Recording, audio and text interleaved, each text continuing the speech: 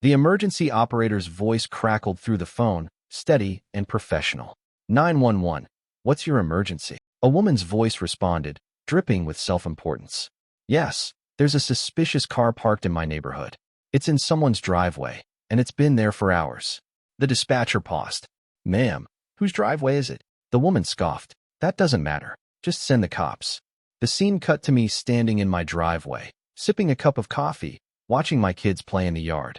As I heard the distant wail of sirens, my phone buzzed. City Hall, probably calling about some new ordinance. But I ignored it for now. I had no idea I was about to be the center of an absurd HOA power struggle that would escalate far beyond what anyone expected. The police car rolled up, lights flashing, but no sirens. Two officers stepped out, looking confused as they glanced at the scene. A man in a suit drinking coffee in a well-maintained home. Definitely not the crime scene they were expecting. One officer approached, hand resting lightly on his belt. Sir, he asked, are you aware that someone reported a suspicious vehicle parked here? I chuckled, setting my cup down on the patio table. You mean my car? The one in my driveway. Before the officer could respond, an all-too-familiar voice shrieked from across the street. That's him. That's the car. He's violating HOA rules. I sighed, already regretting not taking a different route home today.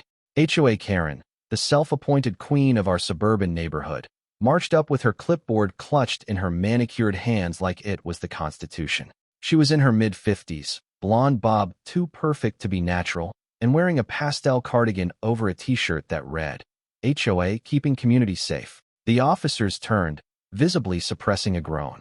This wasn't their first Karen encounter. Karen jabbed a finger at my car, her expression twisted with righteous fury. He's breaking community rules. Article 14, Section 3 states that no vehicles may be parked in a driveway overnight unless approved by the HOA board. The officers exchanged glances, clearly uninterested. Ma'am, this is his private property, one of them said. Karen huffed, and this is our community. If we let one person break the rules, what's next? Abandoned cars? Junkyards? This neighborhood has standards. I sighed, rubbing my temples. Karen, I live here. This is my driveway. My garage is full, so I parked here overnight. That's not a crime. It's an infraction, she shot back, and infractions lead to fines. The second officer, an older guy who looked like he'd seen it all, crossed his arms. Ma'am, we enforce the law, not HOA rules. Do you want to report a crime, or are we done here? Karen's lips thinned, and for the first time, doubt flickered in her eyes. But she wasn't backing down that easy. Well, if you won't enforce it, I'll escalate it to the HOA board, she declared.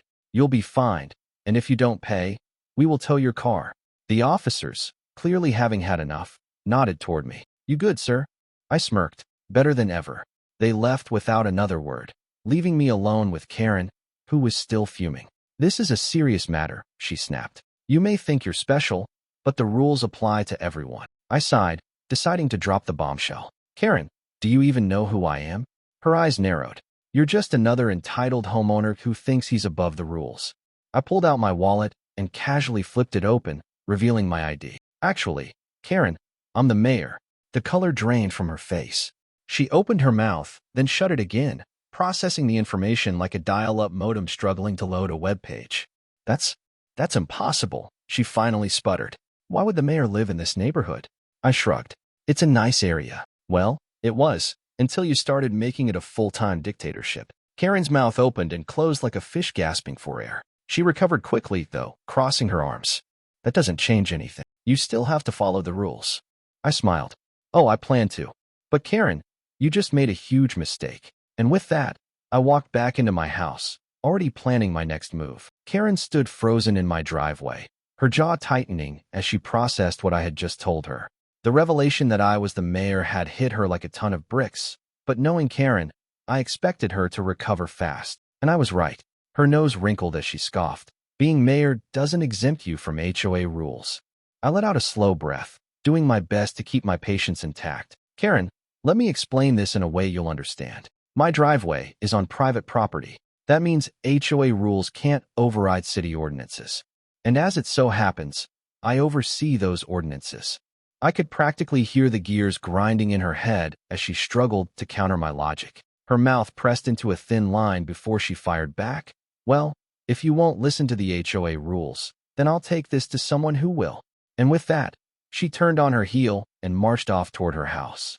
I knew exactly what was coming next. Karen had just escalated the situation to her ultimate fallback plan, dragging the HOA president into this mess. Sure enough, within 10 minutes, she was back, and this time she wasn't alone. Walking beside her was Greg, the HOA president, a tired-looking man in his late 40s who had clearly been roped into more HOA disputes than he cared to count. His shoulders slumped as he approached, already exasperated. I greeted him with a polite nod. "Greg," he sighed. "Hey, Mr. Mayor." Karen folded her arms, standing beside him like an eager prosecutor waiting to present her case. "Greg, you tell him. He's violating Article 14, Section 3. If we don't enforce this, what kind of example does that set?" Greg pinched the bridge of his nose before looking at me with a weary expression.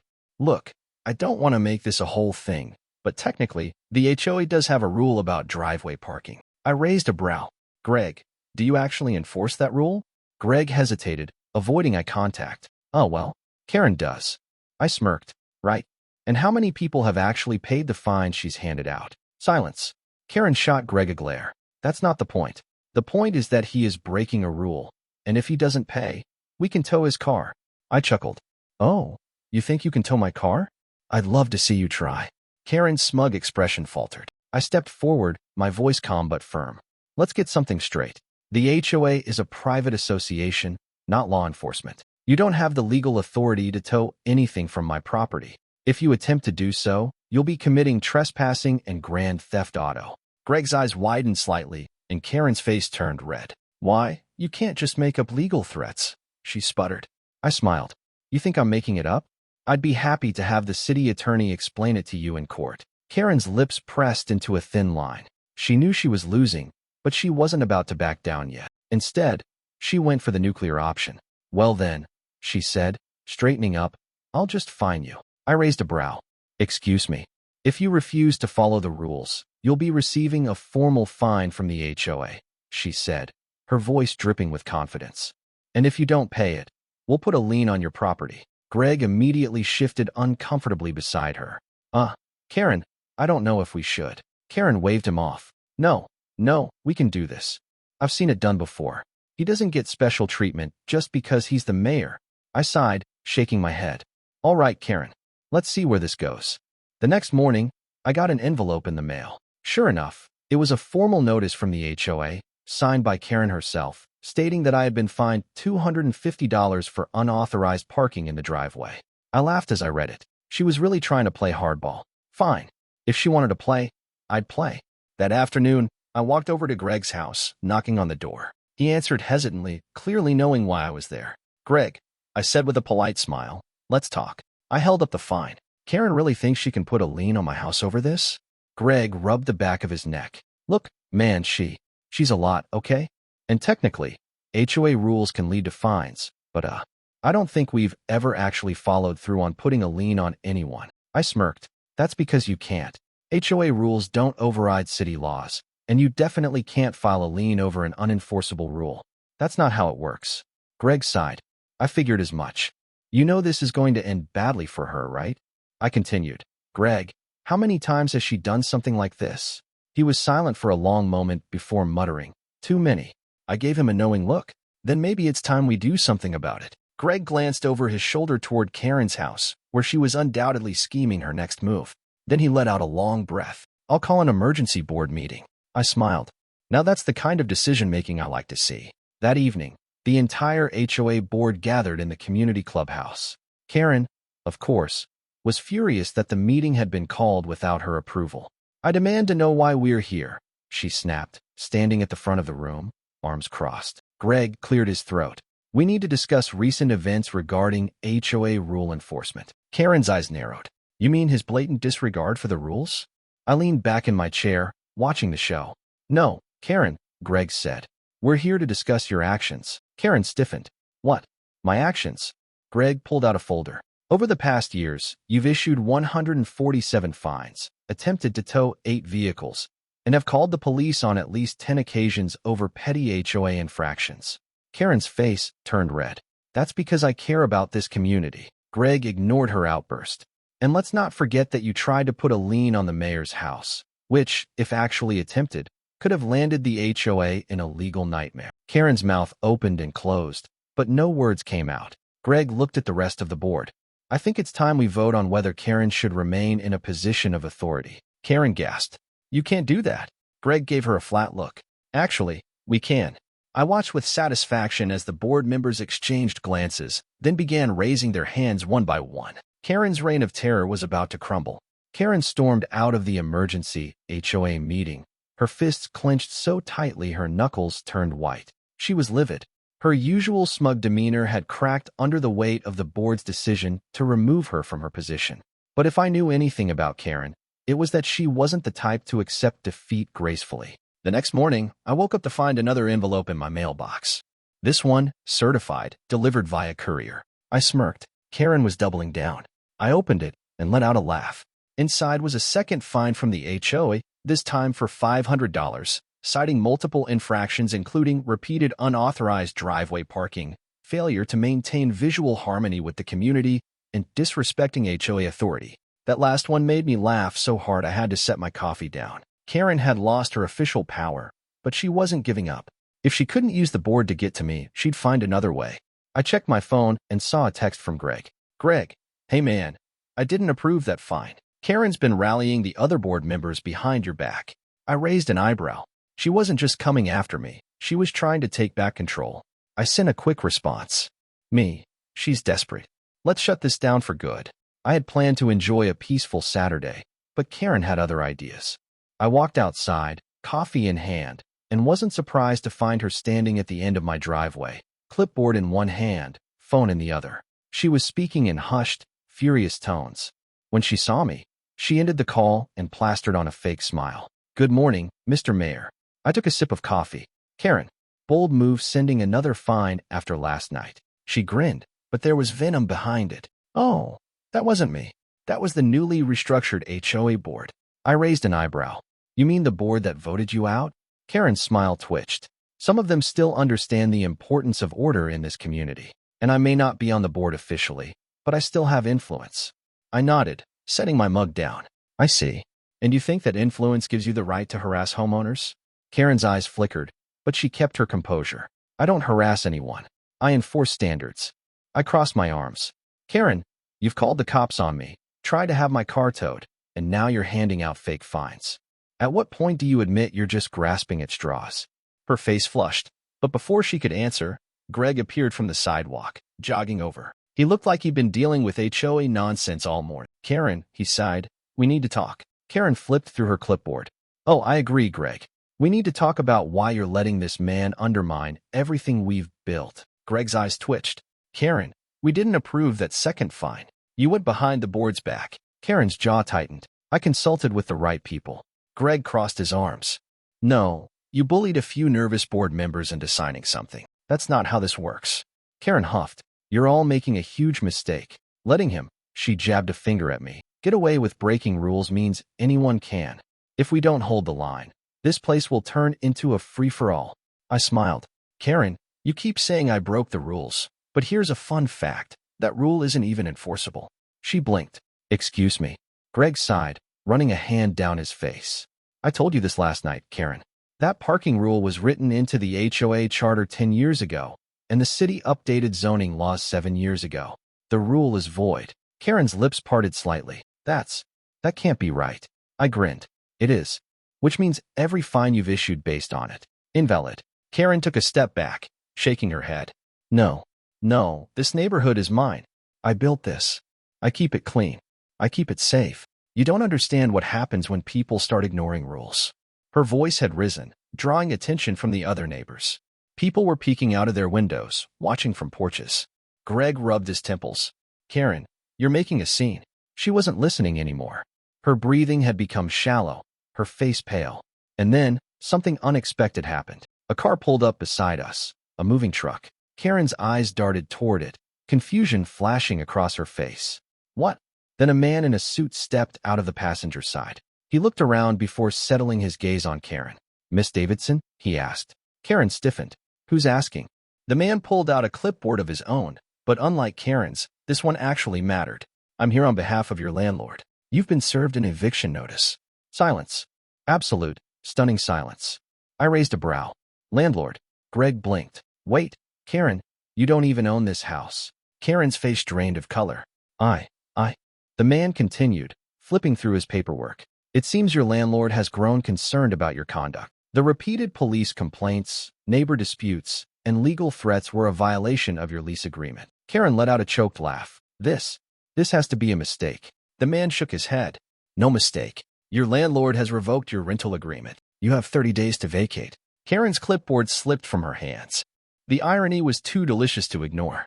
She had spent years harassing homeowners, handing out fines, and acting like she owned the community, but she didn't even own her own home. Karen whirled to face me, her expression pure rage. This is your fault. You did this. I laughed. Karen, I had nothing to do with it. This was your doing. Greg exhaled. Wow, I did not see that coming. Karen trembled, her world collapsing around her. I'll fight this. I have rights. The man from the moving truck adjusted his tie. You do. You have 30 days to exercise them. She turned to Greg. You can't let them do this to me. Greg shrugged. Karen, I thought we couldn't ignore the rules. For the first time, Karen had no response. I picked up my coffee and took a sip. Well, this has been fun, but I've got a city to run. Best of luck, Karen. As I walked back to my house, I could hear Karen's faint, miserable wails. The HOA hadn't tried to retaliate. Instead, Karen had evicted herself. With Karen out of the picture, at least legally, one might assume that peace would finally return to the neighborhood. But that would be giving Karen too much credit. Even with an eviction notice hanging over her head like the sword of Damocles, she refused to go quietly. She still had 30 days before she had to leave, and I had no doubt she was going to use every single one of them to make life miserable for everyone around her. But she wasn't the only one with a plan. I had decided that since Karen enjoyed playing power games, it was time to show her what it looked like when real authority stepped in. So I made one phone call. 3 days after Karen's meltdown, I called for an emergency HOA town hall. And this time, it wasn't just the board members. Every single homeowner in the neighborhood was invited. Greg, to his credit, had finally wised up. He was done being Karen's reluctant enabler. I don't know if you realize how big of a turnout we're going to get, he warned me over the phone. I do, I replied. And that's the point. When the night of the meeting arrived, it was standing room only at the community center. The place was packed with homeowners, some curious, some angry, but all of them done with Karen's nonsense. I stood at the front of the room beside Greg, and after a few minutes of general grumbling from the crowd, I took the microphone. Ladies and gentlemen, I began, scanning the room. You're all here tonight because whether you realized it or not, you've been living under the rule of an unelected dictator. A ripple of chuckles and murmurs spread through the crowd. A few people even booed at the mere mention of Karen. She's handed out 147 fines, attempted to tow 8 vehicles, and has personally called the police on over 10 different occasions. For what? Trash cans being left out too long? Driveway parking? The wrong shade of curtains. Someone from the back shouted. She fined me for having a garden gnome. Laughter erupted across the room. See? I gestured. This isn't about community standards. It's about power. Karen, who had been sitting stiffly in the audience, suddenly stood up, her face red. This is slander. I was simply enforcing the rules that this very HOA voted for. A woman near the front turned and shouted, No one voted for you, Karen. The room erupted in applause. Karen scowled and crossed her arms. This neighborhood will fall apart without someone to maintain order. I turned toward Greg, raising a brow. How many times has Karen acted without board approval? Greg hesitated, then sighed. Too many to count. I nodded. Which brings us to tonight's motion. Effective immediately, I am proposing a full restructuring of this HOA. That means new rules, new leadership, and most importantly, a formal vote on every future policy. The crowd cheered. Karen's eyes widened in panic. You can't do that. HOA rules can't just be overturned by some rabble-rousing mayor trying to win a popularity contest. I smirked. Karen, I don't need to win a popularity contest. I already won an election. The crowd erupted in laughter. Karen's face turned even redder. This is an outrage. This is my community. I built this. I took a slow breath. And now it's time for the people to decide if they want to keep it that way. I turned to Greg. We now take an official vote. Should the HOA be restructured, including the removal of all previous Karen-enforced policies? Greg raised his hand. I vote yes. One by one, hands shot up across the room. Karen's panic deepened as she watched dozens of homeowners vote against her.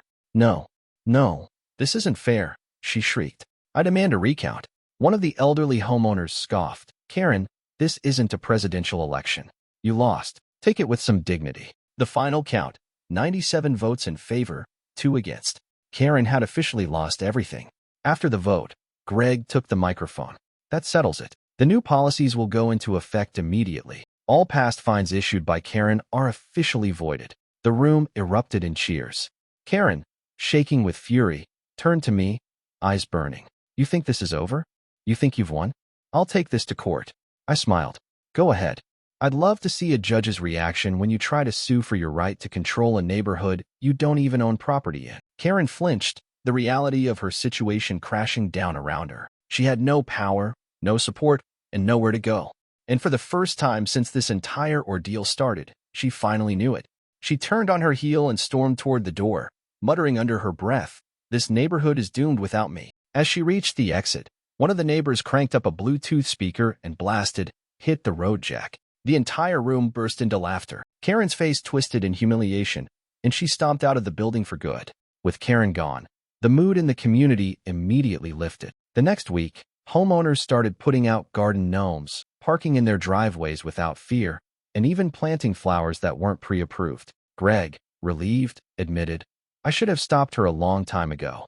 The HOA should be about helping people, not controlling them." I clapped him on the back. "Welcome to the light, Greg." A month later, Karen's house had new tenants, a sweet older couple who just wanted a quiet place to live. And best of all, Karen had moved to another HOA across town. But just when I thought I'd seen the last of her, I saw a news article pop up online. Local HOA woman calls 911 on a delivery truck for loitering. Turns out, the driver was her new HOA president. I laughed, shaking my head. Some people never learn. And with that, peace returned to the neighborhood. For now, Karen had lost. She had been humiliated in front of the entire neighborhood, stripped of her self-appointed power, and served an eviction notice from a home she didn't even own. But if I had learned anything about Karen, it was that she never knew when to quit. For the next week, despite having no authority left, she went on a rampage.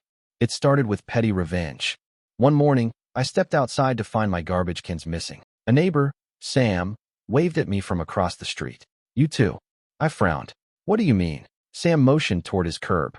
"Somebody's been taking garbage cans and hiding them. I caught a blonde woman dragging mine into the wooded area last night." I sighed. "Let me guess, wearing a cardigan and an expression of pure spite." Sam nodded. "Karen was stealing trash cans. But that wasn't all. She called animal control on a family down the street, claiming their dog was a dangerous stray. The officers arrived only to find a golden retriever puppy wagging its tail. She reported a mysterious trespasser in the neighborhood. The supposed criminal? The mailman. She even filed a noise complaint because Greg's kids were playing basketball in their own driveway. It was a week of chaos. The final straw came when I caught her standing in my driveway again, holding a notepad like she was still the queen of the HOA.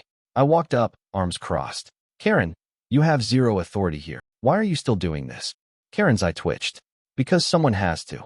This neighborhood is falling apart without proper leadership." I gestured around. "Karen, people are literally happier now that you're gone." She clenched her fists. "These people are too stupid to understand what's best for them. I was the only thing keeping this place from turning into a slum." I raised a brow. "Karen, you don't even live here anymore." That stopped her. Her expression twisted. Reality hit her like a truck. She turned abruptly and stormed off without another word. I should have known she wasn't done. That night, Greg called me. His voice was tense. "You're not going to believe what Karen just did." I sat up. "What now?" She's suing the HOA." I nearly choked on my drink. "She's what?" Greg sighed. "She just filed a lawsuit against the HOA, claiming her removal was illegal and that she was the victim of unlawful discrimination." I burst out laughing. Greg groaned. "Dude, this is serious. She's trying to drag us all into court." I shook my head. "Greg, she has no case. She doesn't own property here. She was removed by a legal vote. There's literally nothing she can argue." Greg hesitated. "Yeah, but what if she drags this out? What if we actually have to go to court?" I smirked. "Then we end this once and for all." 2 weeks later, we stood in small claims court. Karen sat at the plaintiff's table, her arms folded, eyes gleaming with misplaced confidence. She had 3 binders filled with evidence of her importance to the community. The judge, an older man with zero patience for nonsense, rubbed his temples as Karen ranted. Your Honor, I was the only competent leader in that neighborhood. The HOA needs me. These people have personally targeted me because I care about rules and order. This is a witch hunt. The judge sighed. Miss Davidson, you are suing an HOA that you were never a legal homeowner in. Karen's confidence faltered. Well, yes, but... The judge slammed his gavel. Case dismissed. Karen froze. What? The judge sighed again. Miss Davidson, you have no legal standing in this matter. You have no ownership rights, no claim to damages, and no authority in the HOA. This is a frivolous lawsuit and a waste of the court's time. Karen's mouth opened and closed. She had prepared for a dramatic trial, a drawn-out battle of wits. Instead, she had just been laughed out of court in under 5 minutes. I couldn't resist. I turned to Greg and whispered, fastest eviction notice in history. Karen snapped. She shot to her feet, pointing an accusing finger. This isn't over. I'll take this to the news. I'll tell them how corrupt this HOA is. How they discriminated against me. The judge looked so done. Ma'am, if you don't leave my courtroom in the next 10 seconds, I will hold you in contempt of court. Karen gasped. Then she turned and bolted out of the courtroom. The moment the door slammed behind her, the judge shook his head.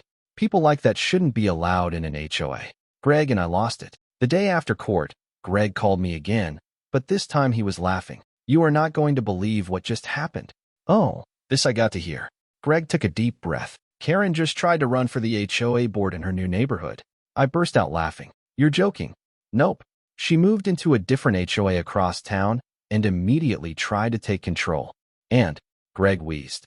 And she got banned from all future HOA positions. I nearly dropped my phone. She what?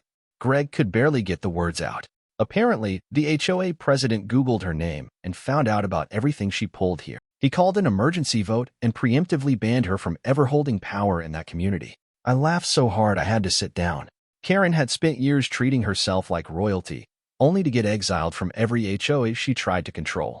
With Karen gone, life in the neighborhood thrived. People parked in their driveways without fear. Kids played outside again. Greg even officially rewrote HOA policies to ensure no single person could ever pull what Karen did again.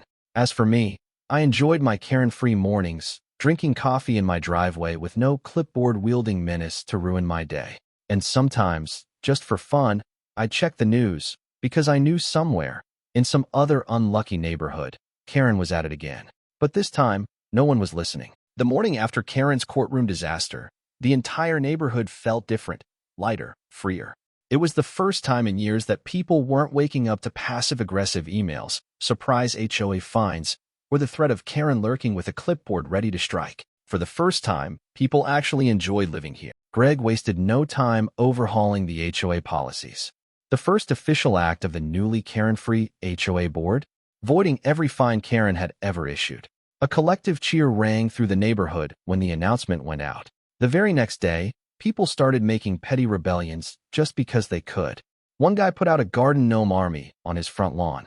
A family painted their mailbox neon green just because they'd been fined for having an off-white one before. My personal favorite, someone parked an RV in their driveway for an entire week just to celebrate the downfall of Karen. Greg laughed when he saw it. You think we should say something? I took a sip of my coffee, standing in my driveway. Nah, let them have this. It was Karen's worst nightmare. A neighborhood where people were happy and free, and she couldn't do a thing about it. Just when I thought I had seen the last of her, I got one final message. It was an email from an unknown sender, but I knew exactly who it was from. Subject: This neighborhood is doomed. Body: You think you've won, but you've only sealed this neighborhood's fate. Without rules, this place will fall into chaos. Just wait. You'll regret everything. I leaned back in my chair, chuckling. Then I hit delete. A month passed, and life continued as normal, except it was better. No more Karen, no more HOA dictatorship, no more ridiculous fines. One afternoon, I ran into Greg at the local cafe. He looked relaxed for the first time in forever. You know, he said, stirring his coffee, I actually like being on the HOA board now. That's what happens when you're not running a mini dictatorship, I said with a grin. Greg chuckled. I was thinking of writing a guide. How to remove a Karen from your HOA. I raised an eyebrow. If you write it, I'll make sure it's required reading for every HOA in the country. We laughed, knowing full well that somewhere out there, another Karen was wreaking havoc in another unsuspecting neighborhood. About 2 months after Karen was officially exiled, I got a text from Greg. Greg, check this out. You're going to love it. It was a screenshot of a news article. Headline: HOA board member calls 911 on delivery truck. Forgets the HOA president is the driver. I nearly spit out my drink. Greg texted again. Greg, guess who? I shook my head, laughing. Karen had moved to a new HOA and immediately tried to take over. Except this time, she called the cops on the wrong guy, her new HOA president. The article detailed how Karen had attempted to enforce the rules at her new neighborhood. She saw a delivery truck parked for too long, assumed it was a violation, and called the police, only to discover that the truck belonged to the very man in charge. The fallout? The HOA board in her new neighborhood banned her from any leadership positions permanently. I leaned back, shaking my head. Some people never learn. Greg sent one more text. Greg, so, you think she'll try again? I smirked. Me? Oh, definitely. But at least it's not our problem anymore. I set my phone down, still grinning, and turned to my computer. I had one final message for my audience. So what do you think? Did Karen get what she deserved? Let me know in the comments. And if you love watching entitled people get what's coming to them, make sure to hit that like button, subscribe for more crazy HOA stories, and turn on notifications so you don't miss the next one. Oh, and if you ever run into a Karen like this in your own HOA, just remember, they only have power if you let them. See you in the next story.